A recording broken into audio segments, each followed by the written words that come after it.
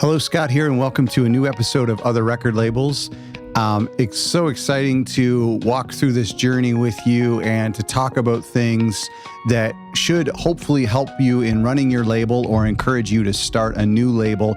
Just yesterday, I was talking with a label. We were doing an interview for an upcoming episode, and they were sharing with me, some of the things that they do with their artists and for their artists. And something that this guest said really kind of ignited this idea in me about how to keep artists in the loop, how to keep your artists in the loop. And what that means is there are so many moving balls that are happening that you're juggling when you are running a record label, when you're promoting an artist release or you're maintaining their catalog. There are so many things that are going on that it's easy for us to kind of assume that the artist knows that everything's going on as well, but we're the ones who are reading the feedback, reading the comments, getting the yes or no's from press that we send the album to. We're seeing the statistics on Bandcamp and on Spotify, but it's easy to forget that the artist isn't seeing that. They have left it up to us to take care of, and a lot of the time we actually want that. We want them to just focus on their craft and on promoting their record on their own level. But we often forget that they don't get to see some of the cool numbers that we see. And I think it's important to even show them some of the things that might be discouraging. So I think overall, it's helpful to keep your artists in the loop, because then they know, hey, my label's doing something for me, even if it means that some of the things are, blogs who reject them, or playlist curators who say, no thanks, this song doesn't work on my playlist.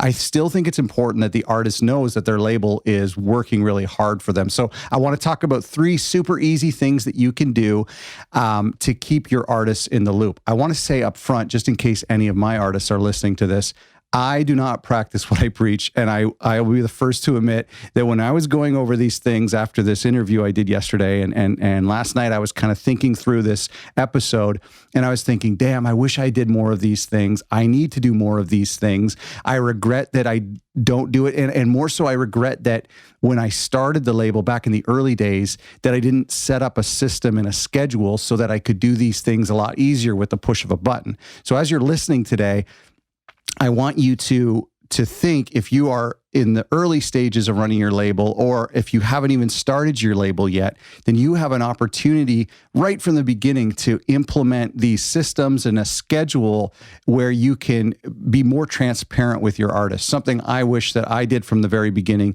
and it makes it far more difficult 10 years down the road to try to implement these things. So I just want you to keep that in mind. The other thing, as a side note, if you are in this discovery process of starting a record label, and I get these emails every week from people, go to our website, otherrecordlabels.com, where I have a couple resources there, including a how to start a record label checklist. And I think you'll find that really helpful. You can get that at otherrecordlabels.com/checklist, or you could just go to our website where we have a bunch of free resources there. So the first thing I want to talk about, let's dive in. Press updates. So what this means is giving artists updates on some of the PR and publicity work that you're doing on their behalf. So who you sent their record to. When I'm in release week, leading up to release week, or just after the albums come out, what I'll do is I'll just type an email. It doesn't even have to be a Word doc or anything. I'll just type an email of all the publications or the contacts on my list that I sent their album to or their new single to. And I send that to the artist and say, hey, listen, here's everyone that we sent to. I'm hopeful about this person. It's a shot in the dark for this blog. But I just wanted you to know that this is what I did. And I've always found the artists really grateful, because they've spent most of their career thus far doing it themselves. So it's so encouraging right from the get-go to have a label, to have somebody do this on your behalf. So even just that in itself can be really helpful and encouraging. So tell them who you sent their record to. Give them feedback from blogs or curators. I mean, if there's something really mean, no sense in telling them. If it hurt your feelings, it's definitely going to hurt their feelings. So I've gotten a few Submit Hub feedback where I'm like, I'm just going to throw this in the garbage. But I do think that even the no's are important for the artist to hear. It will help them develop their craft. If they want to change how they do things to serve curators and blogs more, then you can give them that opportunity. But I think it's important to give them feedback, especially if the feedback is positive. I mean, that's a no-brainer. A lot of times I'll see a post on YouTube or like a comment on YouTube on a song, say, this is the most beautiful song ever. It will come to me as an alert because it's under my YouTube channel and it's for another artist's song. And I'll just kind of smile and say, that's cool. And I always forget to like stop and screenshot it and send it to the artist, but that can have a huge impact. The other thing is when it comes to pressed updates is to let them know who you still plan to send it to. So when I'm doing this big list, I'll say to my artists, here's all the people that I sent the album to. And there's still another list, or there's a different type of press who usually like to receive the single or the album after it releases. So I'm going to hit up those, playlisters or whatnot later on. And so I'll let them know about that. And again, comments and tweets and comments from YouTube and things that you find on the internet that maybe for some reason you get an alert for, but the artist doesn't see. And I think that's just really important that they get a chance to hear that. The second thing is analytics updates. So giving your artists stats that they would find encouraging or helpful in developing their career. So that's stuff like streaming stats. I think it's really important for you to go out of your way to make sure that artists have access to their artist accounts on Spotify and Apple Music, and Amazon Music has a new one now. It's really easy for an artist to have access to their Spotify for Artists account and the label to also have access to that. So multiple users can have access to the same statistics. It's really important to have transparency there. Of course, you have to let them know that when that streaming stats come, that those are multiplied by very small royalties, which are then, clumped together with everybody else in your label's royalties, and then your distributor takes a cut and blah, blah, blah. So it may be encouraging to say, oh, we have 1,000 plays. Does that mean I get $1,000? But you want to kind of, hopefully they understand how that works. But I still think it's great for them to see streaming numbers. Same with Bandcamp stats. It's so easy to take their album and select a time frame and highlight a screenshot of plays or how many people have saved it to their library. There's so many things that you can do that you can just take a screenshot and say, hey, look at this week, your album was trending for some reason. And that would be so huge. They might be at the stage where they feel that they're in the dark and they just released an album a month ago and they're obviously not getting any royalties from it because they're still deducting, their expenses or whatnot. Or maybe they do get a royalty check, but I think it's more important or just as important as a royalty check to see some of these statistics that can actually be really inspiring and encourage them to keep going. Any other notable stats too? I mean, even if like you manage their social media accounts and somebody cool followed them or somebody retweeted them, anything that's remotely interesting. On the episode, we were talking about how we as labels and people in the industry have been in the industry for a while. We get desensitized by little accomplishments like a radio station playing the song, a college radio station, or a blog that maybe isn't a huge blog. We get desensitized by just a third party, a normal person adding a song to the playlist, but it's actually a huge accomplishment. And think about how you felt as an artist or as a label the very first time that happened. So make sure you share those stats with your artists. The final thing I want to talk about is financial updates. And this is a big thing. And again, I wish from the very beginning that there was a software that I had chosen to use or some sort of platform that makes it easier for the finances to be automatically updated and for the artist to always have that transparency to go in and see how they're doing and see how much money I owe them. My system has always been so convoluted. I recently updated it to a Google Sheets, but even that is very hard to manage.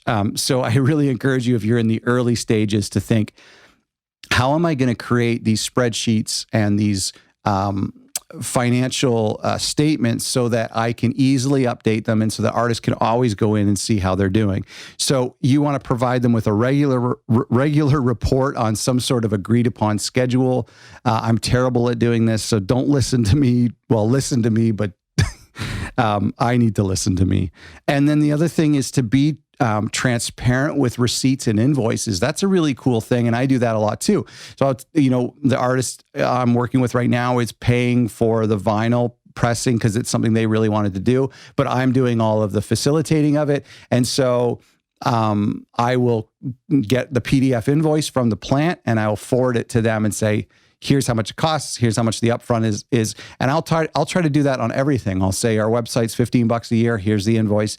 Not so that they feel obligated to pay it, but it's just so that they realize these are real numbers and Scott's taking care of things. I think that's really important. And the final thing about royalties and finances, and this was from Portia at Kill Rock Stars, one of the very first, the second episode ever in this on this show.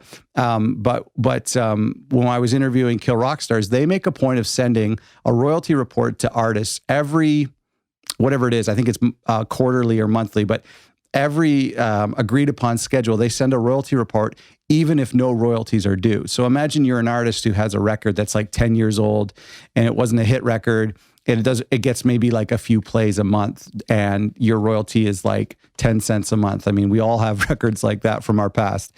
And obviously when things cut down, like they're only due like 10 cents a quarter. And so they're not going to issue a check for that, but it's important for them to see you're not getting a check, but you're still getting a report. And so that was something from Kill Rock Stars, and I thought it was genius.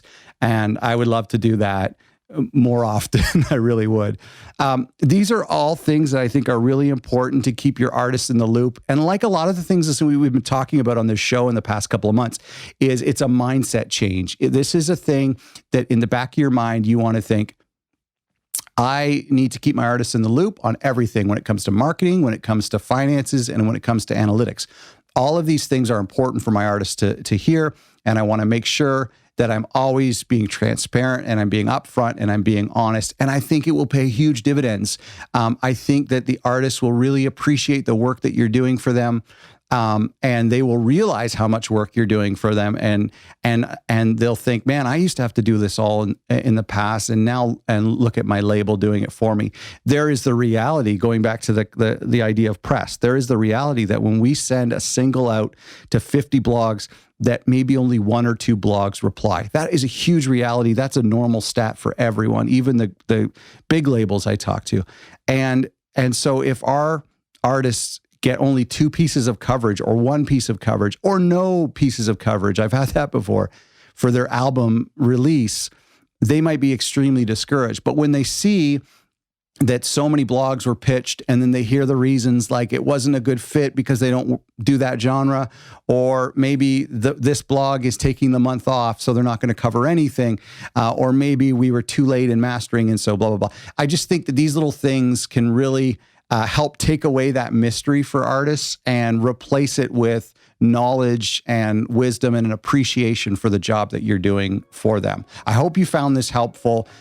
Please check out our website for previous episodes. Leave a review on iTunes. If you get your podcasts through iTunes, if you happen to be listening to this right now on Apple Podcasts, it really helps if you leave a review, if it's positive though, okay? But please leave a review. Go to our website, otherrecordlabels.com, for more resources for helping labels, and stay in touch.